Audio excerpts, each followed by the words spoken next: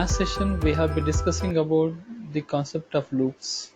So how do we define a loop? A loop is something like doing some set of operations over a range of values. That can be called as a loop. Okay. Now we can implement the concept of loop by using three types of statements. One is by using first statement, the second is while statement, and third is combination of these two words, do while. So for statement, while statement and do while statement. These are three statements that are used for implementing the concept of loops in Scala programming language. Not just a Scala, almost all the programming languages have these three statements only for implementing the concept of loops. Okay, we have seen the syntax of for and how we can use for the loop for statement to implement concept. Just let me give a brief review of it. For some variable, some intermediate variable, let me use some v, starting with some value and ending with 2, the last value, whatever the value you want. Let us say some n or some n. I am taking some n as the enter value. So that value is applied by using by, and some, let us say some 2 or 3, whatever you want, we can give some value here. And finally, what is that to be implemented from here to here, stepping value, updated value, what is the statement or what is the logic that has to be implemented. So this is the logic that has to be implemented over a range of values. What range of values? This is the range of values 0 to n. Range of values 0 to n, and incremented by or updated by 2, updated by 2, 4, 6, 8, something up to n. This is how. So this logic will be implemented. How many times this logic is implemented? Nothing but the total number of values. If we have some 100 values here, 100 times this loop is going to be executed. Now we shall try to say a simple example of for loop again, and after that we shall go with while. How we can implement the concept of loops by using while statement. Let me start this project, this IDE. So Hardik Scala.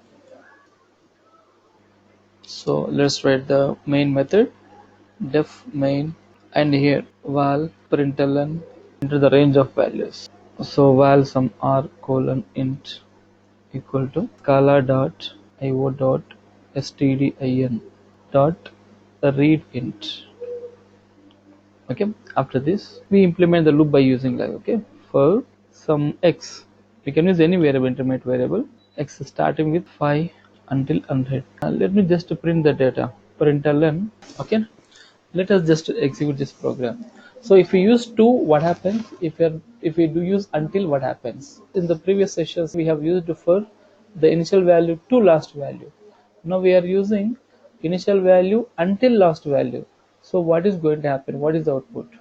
Does it make any change in the output? Let us just verify it. So run this program, run loop 3. Enter the range. Let me enter some 10 here. If you observe here, it is starting with 5 and it is ending with 9 only. It is not going up to 9, up to 10.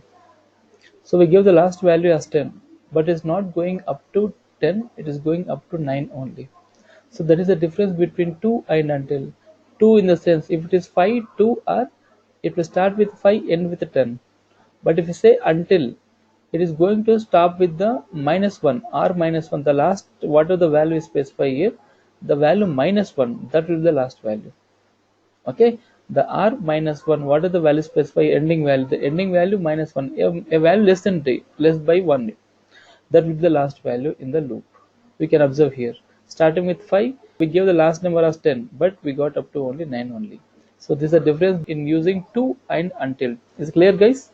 Now we shall take an array now, and we shall try to find the sum of the elements of the array. Okay, let me take an array here, array list here.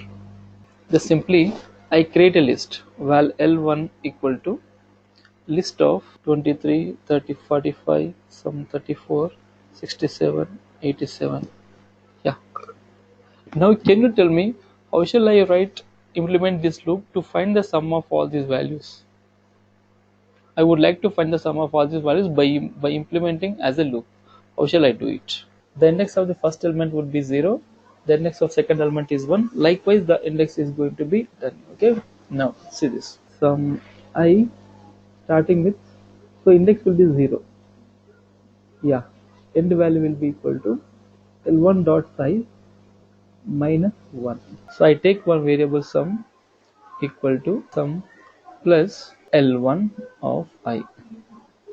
Sum equal to sum plus L1 of I. So for that I need to clear this variable sum where sum of int equal to 0. I have to give the value like this. Now the sum will be called sum of L1 of I. Clear guys? Okay. And after this println sum is, just let us run this. Let us make confirmation about this. Okay, see here the sum is 256. The sum of all these values it is giving us 256. That's fine. Okay. Now let us go with the while loop. How we can implement the same concept of looping by using while statement. It's very simple and very easy. Implement a looping concept is we require some initial value or starting value, and we require some last value or ending value, and we require updating value. What are the statements to be executed? That is the block or body of the loop. Statements to be executed. In for loop we use like this: for I starting with starting value to ending value if we use some ending value by updated value. What is the value you want? And the set of statements to be executed, and we close it. This part, whatever the stuff we have in between this curly braces, that will be called as a block. Okay. Next, if we use while loop, while, so we specify a condition to go to reach end value here. We specify a condition to reach end value, and before this only we are going to specify the initial value. After that, while to reach the end value we specify condition here, and the set of statements to be executed, and the last statement in the set of statement must be the updated statement which gives the updated value. Okay, and close it. This is the syntax of while loop. So this is how we implement by using for, and this is how we implement by using while. Is it clear guys? Let's try to implement some program with while also, they'll understand clearly. So let me go with some loop for a program called as loop for. Let me try to implement a while now here. So initial value while sum I colon int equal to sum 1, and next while I less than or equal to, and write the set of statements to be implemented here. Simply add println hi, and after this we need to write the updation statement I equal to I plus 1. Okay, but it's not supporting I equal to I plus 1. Why? Because this must be mutable reference, then it will work. Very simple. This is the initialization statement which is initializing a value, and this is the conditional statement which is specifying the boundary value or end value, and this is the block. This is the statement that we are using to be executed in the loop on the block of the while statement, and this is the statement for updating the value. Is it clear guys? And just run this program. We are going to get 1 to 10, that is totally 10 times we are going to get high. That high will be printed 10 times total. We can observe the output here. Is it clear guys? No. Okay. Now in while we have something like the syntax of while will be like this. First we give some initial statement or initial value. After that while end value condition, and some set of statements executed, and finally in the last we'll have updation value or updation statement. This is syntax of while statement. The syntax of do while statement will be like this: initial value, do, open the brace, and implement the set of statements to be executed, and finally updation statement which generates updated value, close it, and here we write while the condition to end value condition will be specified here. This is the difference between while and do while. Initial value, initial, both are same. This instead of writing while here, we are writing while in the end, and that set of statements to be executed we write do, and finally the updation statement. This is the difference. Okay, let us just to try to implement it. After that we shall try to discuss what is the difference between them, and where they will be where they will be better fit. Okay, let me comment this also. As some I initial value equal to 1, do println hello Scala. After it, the updation statement I equal to I plus 1, while I less than or equal to some 10. And why we got error here? I equal to I plus 1. This must be mutable reference. Where?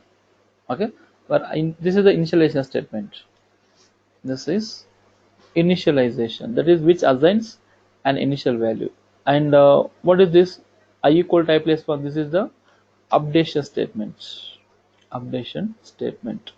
And what is this? This is the end value statement or conditional condition to reach the end value statement. Condition to reach the end value, to verify the end value. Okay, this is what we do provide in do while. Let us hit this. Okay, it got printed. This is not a problem. Okay, just let me explain what is the difference, main difference between while, do while, how this will be implemented. So initial value, let's say initial value I equal to 1, and I give the condition as, so I equal to 1 while I less than or equal to 10. I write some statement here, and final I equal to I plus 2. This is updation statement. Now I write the same thing, same logic by using do while here. I equal to 1. Let me use where here. Where some I equal to 1, do set of statements to be executed, and I equal to I plus 2, close it, while I less than or equal to 10. This is how that will be. The same condition whatever written here, that will be shifted to here, nothing else. So what is the difference? Main difference is, see here, this loop, for loop and while loop and for I 0 to some 10 by 1, some set of string executed and close it. Now the difference between this is, I'm writing a simple statement here. Observe here, for the loops implemented with for statement and while statement are called as pre-tested loops. They are called as pre-tested loops, and the looping concept implemented by using do while are generally called as post-tested loops. Pre-tested loops and post-tested loops. Okay, so why they are called as pre-tested loops and why this is called as post-tested loop? Let's just try to understand here. See this one. So initial value is 1. Okay, and this one is going to be evaluated here, whether I is less than or equal to 10 or not. If this condition is satisfied, then only the block, whatever the block of we have written set of statements in this while loop, those are going to be executed. Okay, initial value, first initial value will be set, and if and only the value, whatever the value we have here, that satisfies the condition, then only the statement is going to be executed. So the initial value of 1 I will be 1. So 1 less than or equal to 10, it is true, it works, and so it will execute this three set of statements. After this, what is the last statement? I equal to I plus 2. So I value will be now become 3. 3 less than or equal to 10, yes, again this statement will be executed, this set of statements will be executed. Next, I equal to I plus 2 becomes 5. 5 less than or equal to 10, it is again true, so this set of statements will be executed.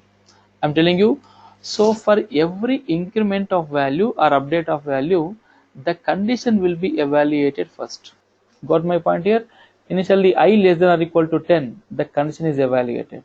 Similarly, after this value is incremented to 2, again before executing the statements, that means the block will be executed only after verifying the condition. This pre-tested, that is, testing will be done before executing the block itself. That is the reason we call this while loop as a pre-tested loop. That is the same case with for also. So only after the value is verified, then only the execution is allowed, otherwise no. Okay, that is the reason this while and for both are called as pre-tested loops, and do while is called as a post. Why do while is called a post-tested loop here? See this, I equal to 1, So I equal to 1, that's it. So whether the value of I is satisfying with any other value doesn't make any check here. Directly it is going to perform all the operations. Later, after this statements got executed, then this condition will be evaluated. Okay, this condition is going to be evaluated. You got my point, I think, here. Okay, this is the reason we call it as what, post tested loops. Testing will be done after implementing the logic. Is it clear, guys?